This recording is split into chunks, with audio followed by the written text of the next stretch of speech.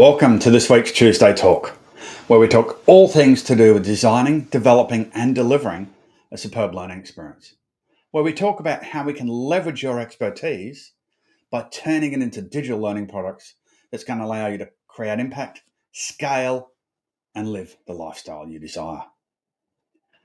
This week, we're going to jump in and have a bit of a chat about some stuff. Like we've been talking a lot about designing and a lot about, really understanding who you're designing for.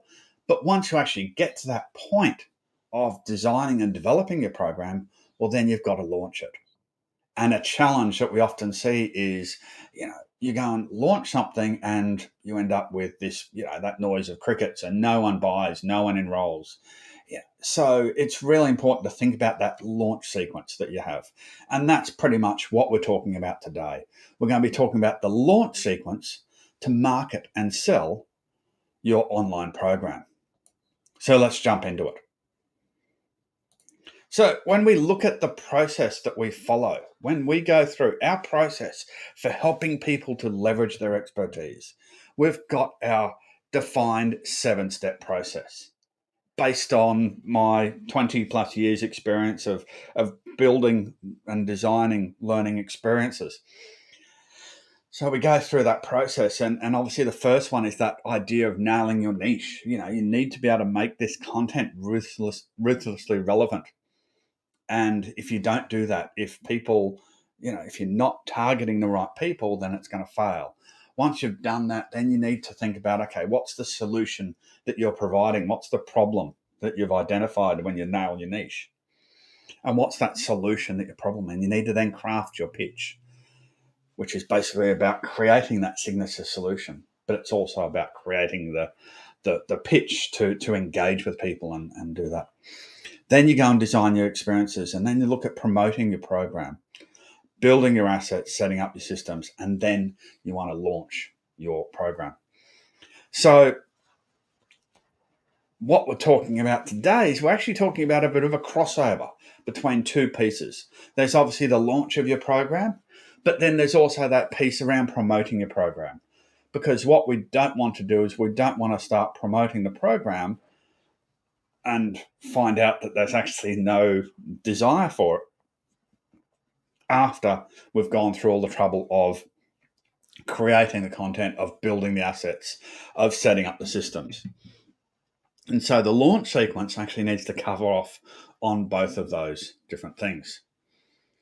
But first of all, with any type of thing, when you're looking at creating that launch sequence, it's really important that you're clear on what you want. And when I talk about a launch sequence, what I'm talking about here is I'm talking about a fixed period of time and going, okay, we're going to launch this program at this point. It's going to open up at this point. I'm not talking about that evergreen type program, which doesn't really have a launch. It's sort of just always constantly open and available, and people can come in and join at different times. This is more around the launch sequence. So if you're looking at creating that cohort-based program where you want to bring everyone together, you want to encourage that accountability, then you would have a defined thing. So the first thing is you want to be obviously clear on what you want. And as part of that, being clear on what you want, you need to think about, well, what are those targets? What are those targets you're aiming for? Is it the sales? What's your sales target? How much are you hoping to or wanting to earn from this launch? What's your profit target? So that's obviously, your sales and taking away your costs and things like that. And obviously your essential target. That's basically your break-even point. What point are you going to say, I can run this program, but it's going to be at a loss? So you need to really understand those key targets and have a clear understanding on what that is. And understanding, because with anything, when you're looking at doing this launch or even just going back to creating that learning experience, you need to be able to start with the end in mind. And if you don't know where you're going, you're not going to get there. So you really need to be able to understand what those targets are. Then obviously the second big question is then when? When are you doing it? And obviously you need, at some point, you need to select a launch date. And you need to go, okay, right, well, this is how we're going to do it. This is the launch that we're going to do. And once you've got that launch date, then you can start looking at, well, what's my launch sequence? Because that's the key thing. And what we see is there's probably 4 key pieces in that launch sequence. There's about 8 to 10 weeks before, 3 to 4 weeks before, 1 to 2 weeks before, and then there's that period between when the cart's open, when you're taking, really trying to take on sales, and when the cart closes. Now, these are general guidelines, okay? With anything like this, okay, you've got to take this and think about, well, what's actually going to work for me? What's going to work for my industry? What's going to work, and coming back to that need to nail your niche, to understand, have that client clarity. And you might go, you know what? The sales process is going to be a bit longer. So maybe that period is, maybe it's 10 to 12 weeks before. Okay. Maybe there's, and we'll talk about some of the other things, but maybe there's some other things you're doing as part of this sequence. And maybe they need to happen 2 to 3 weeks before, not 1 to 2 weeks before. So this is a general guideline, but generally looking at, this is a good launch sequence that you want to look at. So 8 to 10 weeks before, what are the things that we need to do? So there's a number of different things that we want to do as part of that. So one of those is obviously set up your sales page and funnel. So you need to think about, okay, we need something that people are attracted to and come to. So we need to set that up, and we need to set up the funnel. We also need to think about our lead magnet, our launch content. Okay, if we're talking about getting people into we're not just necessarily talking about a standard low cost or low offer ticket. If we're talking about something that actually needs a bit of a build up, then yes, then we need to look at some sort of a lead magnet to come into that. We want to try and build a list of leads, and if possible, try and make some early sales. And that comes back to your sales target, to your profit target. Because if you're going to be trying to sell early sales, then you probably want to be doing that at a discount. So you need to think about what those things are. So obviously we need to build a sales page, and there's a number of different things. And I'll talk more about this in another Tuesday talk. And we've got a course that's coming out on Maven Zeal Academy, which is really around how to build a good sales page. But really, you want to have things like, you want to have your headline, introductory video. There needs to be call to actions. Then you can go and start talking about the problem and the benefits and the outcomes that you're going to deliver through this program to solve that problem. Because the reality is that people actually don't want to buy your course. People are not going to buy your course because they want to buy a course. They're buying your course because of the problem that you are solving. They're buying your course for the solution. So when you're putting together your sales page, then you obviously need to talk about the problem, but you then need to talk about the solution and the benefits they're going to get from that. Talk about the features, look at where you can bring in some social proof if needed, or not so much, not if needed, if possible. Now, obviously, if you're launching this program for the first time, then yeah, you're not going to have social proof. So you leave that out. But once you've got people into your program and you've got some good testimonials, then start building out that social proof piece. And it's one of those things. People love social proof. People love to follow other people and go, oh, well, this person bought, I'm going to therefore buy it. Okay, so it is a big selling point. But it shouldn't be that thing holding you back. You can't go, oh, well, I haven't got social proof, therefore I can't create my good sales page. Therefore, I can't launch my program. You're never going to launch if you're just waiting for social proof. It's not going to happen. It's at some point you've got to launch and then get the social proof afterwards. Look at some, putting together a bio. Tell people about who you are. Why they need to listen to you. What's your expertise, and then think about some frequently asked questions as part of that process. So that's something you look at building out in that sort of 8 to 10 week period. As part of that sales page, we talked about having headlines and think about, well, what are some of the things? So you want to have it clear and easy to understand. Look at, having something that's with a long title can work. And there's a great tool called the Headline Analyzer, and I'll share this in another video I'm going to be doing a bit later, and about how that works. But that actually can show you the benefits and the engagement with some of those things. Look at how you can be specific with numbers. Obviously, if you're saying, okay, we're going to, my course is a sales program and it's going to get you, you're going to generate 5 leads a month, or whatever that might be, earn an extra $100,000, or be specific. Use numbers and be specific so people actually go, oh, great, this is what it is. But when you're doing that as well, make sure that you are actually able to deliver on that outcome. You don't go, oh, this course is going to make you $1 million, when in reality it's not going to make them $1 million, or it's not going to make them $1 million until 3 years down the track.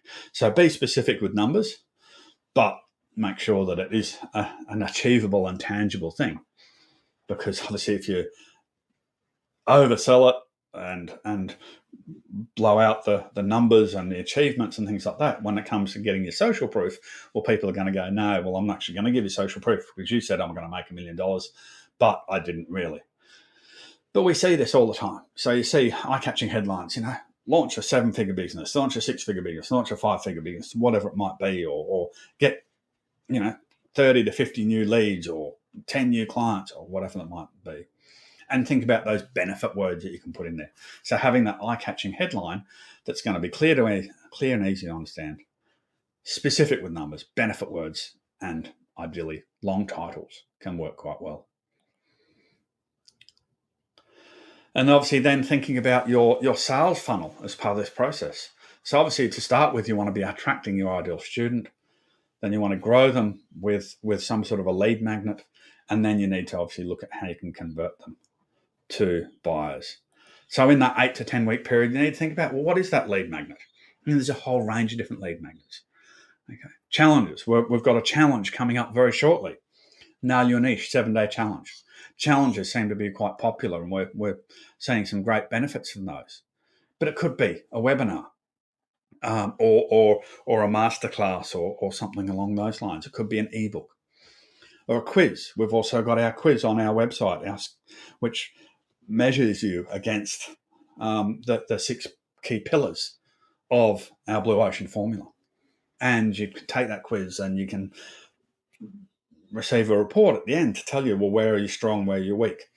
And so think about those, that as another tool, and that gives you this opportunity to really sort of gauge where people are at and gather some information.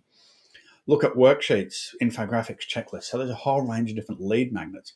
But I suppose the basis around that is really you want to look at, how can I add some value? How can I start to get people involved? How can I make them problem aware? And also, you want to start to capture their details so that you can start to put them through that funnel, so you can start as part of that whole launch sequence. So a couple of things to think about. Then when we start to move into 3 to 4 weeks before, we then want to start looking at this teaser content. Okay. We want to look at what that teaser content is, whether it be video, posts, blog articles, a whole range of things. We want to look at launching your lead magnet.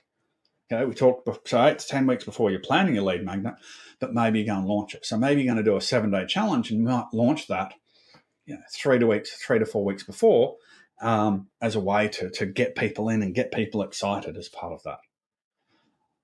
Then look at your email sequences. Look at your pre-launch emails, and also look and see if there's some affiliates or joint ventures out there that you can encourage and go, okay, well, is there someone else in my market that's offering that's working with the same market but offering a different product?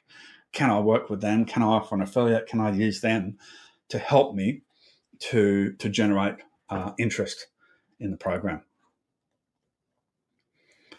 So obviously, a teaser content can be things like short video series, Facebook Live sessions, a little local taster session if you're doing something in a face-to-face environment or blended environment. Looking at doing your free trials. So a range of different taster content. Again, you want to try and get people involved. And this could be, little short video series, and maybe then that leads them into to Lead Magnet. Could be a little free trial. It could be a Facebook Live, getting them interested. And then obviously with the email sequences we're doing for two reasons. One is around relationship building, and one is around launch the promotion. So thinking about that sequence and looking at, okay, you want to build a relationship, and there's the whole idea of, know, like, trust, and there's a principle of 7-11-4. I can never remember exactly what it is. It's what is it? 7 hours of content over 11 different touch points. No, 7 different interactions, 11 touch points, 4 hours of content. 4 hours. No, 7 hours of content over 11 different touch points through 4 different mediums. But thinking about that, know, like, and trust, and building that relationship as part of that. But also then your email sequences that can build up and promote, and as part of that launch promotion. Then we can start thinking about that 1 to 2 weeks before.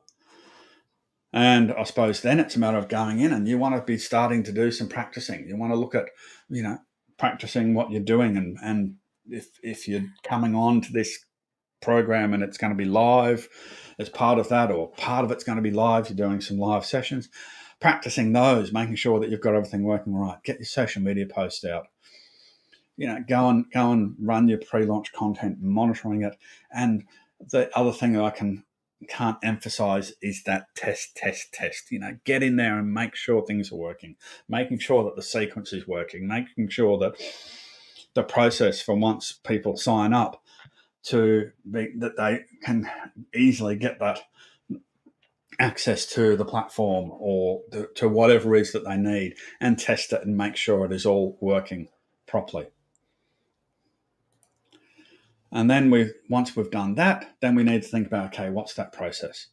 Once we then move, we want to open up the cart. We want to say, hey, we're now taking sales, and this is taking sales at our 100, at our total price. We might have been taking sales before, taking those early sales, but thinking about that.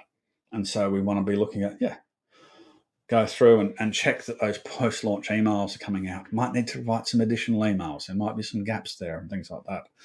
Okay. Ask for some feedback.